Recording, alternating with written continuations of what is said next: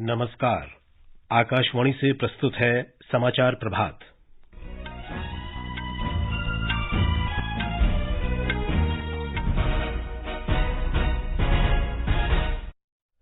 प्रधानमंत्री नरेंद्र मोदी आज port Blair के वीर सावरकर अंतर्राष्ट्रीय हवाई अड्डे के नए एकीकृत टर्मिनल भवन का उद्घाटन करेंगे। आज शाम नई दिल्ली में होने वाली राष्ट्रीय जनतांत्रिक गठबंधन एनडीए की बैठक में 38 दलों ने हिस्सा लेने की पुष्टि की। सरकार ने उपभोक्ताओं को किफायती मूल्य पर दालें उपलब्ध कराने के लिए भारत दाल ब्रांड नाम के तहत 60 रुपये प्रति किलोग्राम पर सब्सिडी वाली चना दाल की बिक्री शुरू की। केंद्रीय गृह मंत्री अमित शाह सहारा समूह की 4 सहकारी समितियों के जमाकर्ताओं द्वारा दावे प्रस्तुत करने के लिए CRCS सहारा रिफंड पोर्टल लॉन्च करेंगे। और कोरिया ओपन बैडमिंटन चैंपियनशिप आज से दक्षिण कोरिया के येउसू में शुरू। पीवी सिंधु, HS प्रणॉय, किदाम्बी श्रीकांत, सात्विक साईराज रंकीरेड्डी और चिराग शेट्टी टूर्नामेंट में भारत का प्रतिनिधित्व करेंगे।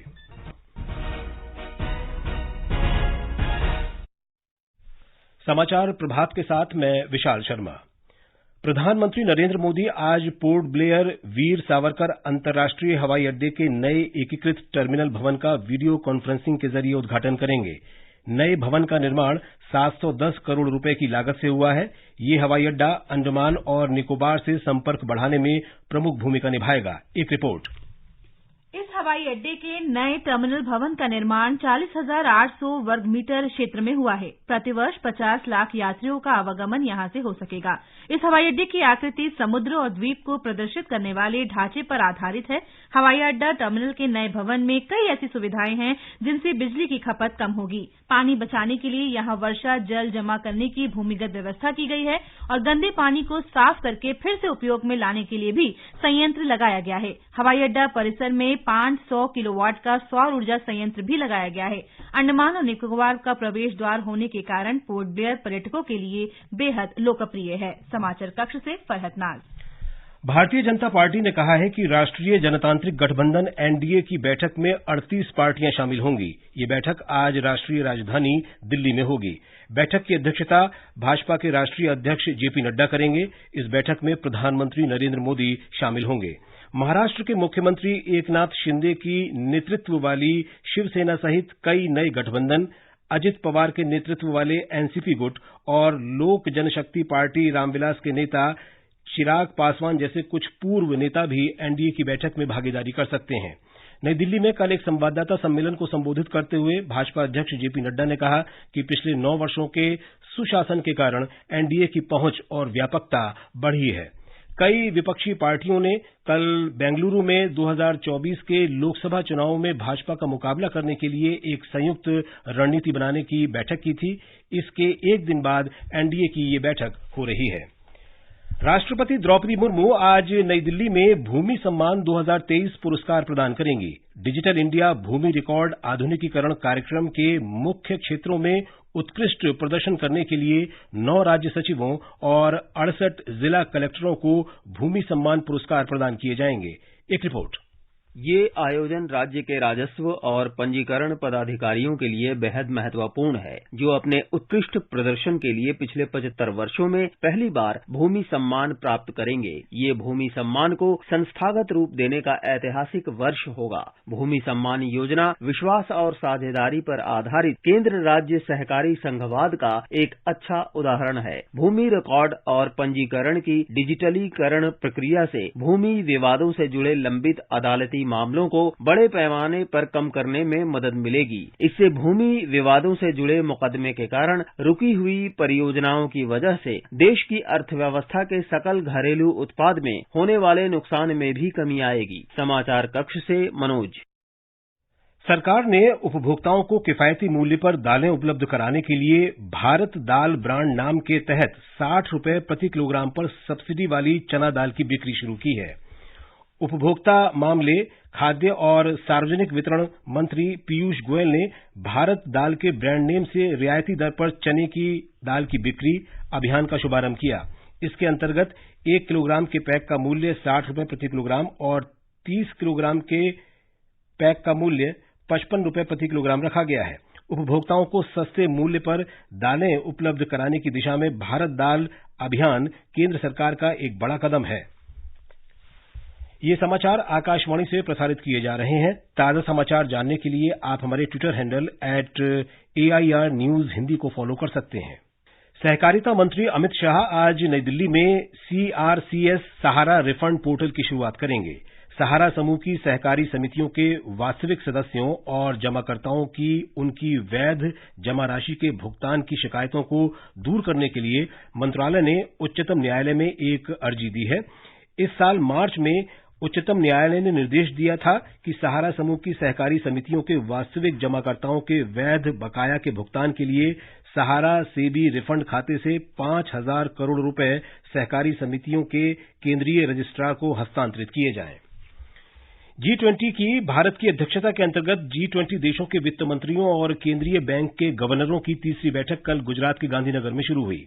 केंद्रीय वित्त और कॉरपोरेट कार्य मंत्री निर्मला सीतारामन और भारतीय रिजर्व बैंक के गवर्नर डॉक्टर शक्तिकांत दास संयुक्त रूप से बैठक की अध्यक्षता कर रहे हैं। उद्घाटन सत्र को संबोधित करते हुए श्रीमती सीतारामन ने सतत भविष्य सुनिश्चित करने के लिए खाद्य और ऊर्जा सुरक्षा, जलवायु परिवर्तन तथा अन्य वैश्विक चुनौतियों से निपटने में आर्थिक सहयोग बढ़ाने का आह्वान किया। बैठक के पहले सत्र में प्रतिनिधियों ने वैश्विक अर्थव्यवस्था और वैश्विक स्वास्थ्य तथा आर्थिक जोखिमों से जुड़े मुद्दों पर चर्चा की। छत्तीसगढ़ विधानसभा का वर्षाकालीन सत्र आज से शुरू हो रहा है। इस सत्र में 4 बैठकें होंगी और ये 21 जुलाई को संपन्न होगा। राज्य सरकार कुछ संशोधन विधेयक और पूरक बजट सदन में पेश करेगी। राज्य सरकार के खिलाफ विपक्ष के अविश्वास प्रस्ताव की संभावना को देखते हुए सत्र के हंगामेदार होने की आशंका है। छत्तीसगढ़ में इस वर्ष विधानसभा चुनाव होने जा रहे हैं। इसे देखते हुए ये वर्तमान विधानसभा का अंतिम सत्र हो सकता है। बेंगलुरु में आज भी विपक्ष के नेताओं की बैठक होगी। इसमें आगामी लोकसभा चुनाव के लिए मिलकर रणनीति बनाने पर चर्चा की जाएगी। बेंगलुरु में कल मीडिया को संबोधित करते हुए कांग्रेस महासचिव जयराम रमेश ने बताया कि 26 राजनीतिक दलों के वरिष्ठ नेता बैठक में भाग लेंगे। केरल के पूर्व मुख्यमंत्री ओमन चांडी का आज सवेरे बेंगलुरु के एक प्राइवेट अस्पताल में लंबी बीमारी के बाद निधन हो गया। वे 79 वर्ष के थे। केरल सरकार ने राज्य में 2 दिन के राजकीय शोक की घोषणा की है। दिवंगत नेता के सम्मान में आज राज्य में कार्यालय, स्कूल और कॉलेज बंद रहेंगे। ओमन चांडी ने 2004 से 2006 और 2011 से 2016 तक 2 बार केरल के मुख्यमंत्री के रूप में काम किया। वरिष्ठ राजनीतिज्ञ ने 1970 में 27 वर्ष की उम्र में विधानसभा चुनाव जीता। बाद में उन्होंने लगातार 11 बार चुनाव जीता। उन्होंने विधानसभा में पुतुपल्ली निर्वाचन क्षेत्र का प्रतिनिधित्व किया। केरल के मुख्यमंत्री पिनराई विजयन ने पूर्व मुख्यमंत्री ओमन चांडी के निधन पर शोक व्यक्त किया है। श्री विजयन ने उन्हें सक्षम प्रशासक बताया। विदेश राज्य मंत्री वी मुरलीधरन ने भी चांडी के निधन पर शोक व्यक्त किया है। अपने संदेश में उन्होंने कहा कि वे केरल की राजनीति में विनम्र नेता थे। उनके निधन से अपूरणीय क्षति हुई है। मौसम विभाग ने उत्तराखंड और हिमाचल प्रदेश में भारी वर्षा की संभावना व्यक्त की है। हिमाचल के चंबा, कांगड़ा, सिरमौर, शिमला और कुल्लू जिलों के आसपास कल तक अचानक बाढ़ आने का गंभीर खतरा है। इसके अलावा मध्य भारत और उससे सटे पूर्वी भारत के कुछ हिस्सों में मानसून अगले 5 दिनों तक सक्रिय रहेगा।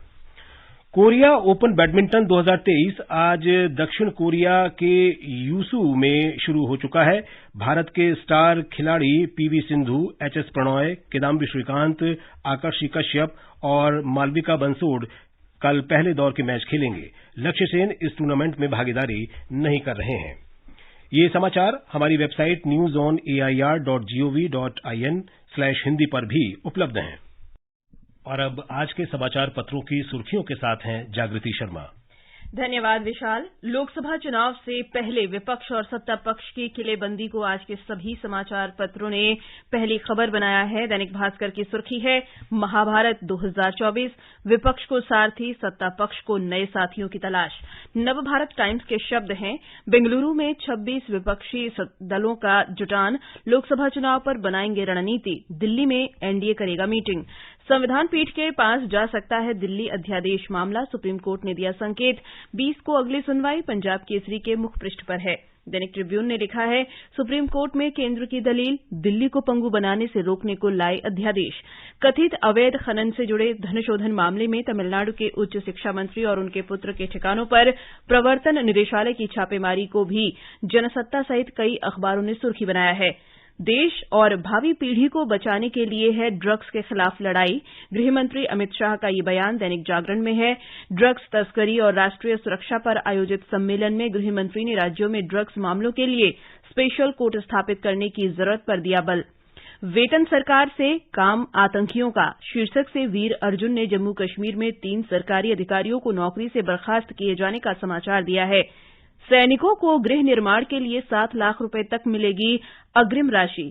7वें वेतन आयोग की सिफारिशों को लागू करते हुए रक्षा मंत्रालय ने आदेश जारी किया। ऐतिहासिक सुधारों व खर्च के दम पर 9 साल में 5वीं सबसे बड़ी जीडीपी बना भारत। ब्रोकरेज कंपनी बर्नस्टीन की रिपोर्ट के हवाले से अमर उजाला ने लिखा है, जीएसटी जैसे आर्थिक सुधारों और बुनियादी ढांचे पर सरकार ने किया भारी खर्च। धन्यवाद जागृति। और अब अंत में मुख्य समाचार एक बार फिर। प्रधानमंत्री नरेंद्र मोदी आज पोर्ट ब्लेयर के वीर सावरकर अंतर्राष्ट्रीय हवाई अड्डे के नए एकीकृत टर्मिनल भवन का उद्घाटन करेंगे। आज शाम नई दिल्ली में होने वाली राष्ट्रीय जनतांत्रिक गठबंधन एनडीए की बैठक में 38 दलों ने हिस्सा लेने की पुष्टि की। सरकार ने उपभोक्ताओं को किफायती मूल्य पर दालें उपलब्ध कराने के लिए भारत दाल ब्रांड नाम के तहत 60 रुपए प्रति किलोग्राम पर सब्सिडी वाली चना दाल की बिक्री शुरू की। केंद्रीय गृह मंत्री अमित शाह सहारा समूह की 4 सहकारी समितियों के जमाकर्ताओं द्वारा दावे प्रस्तुत करने के लिए सीआरसीएस सहारा रिफंड पोर्टल लॉन्च करेंगे।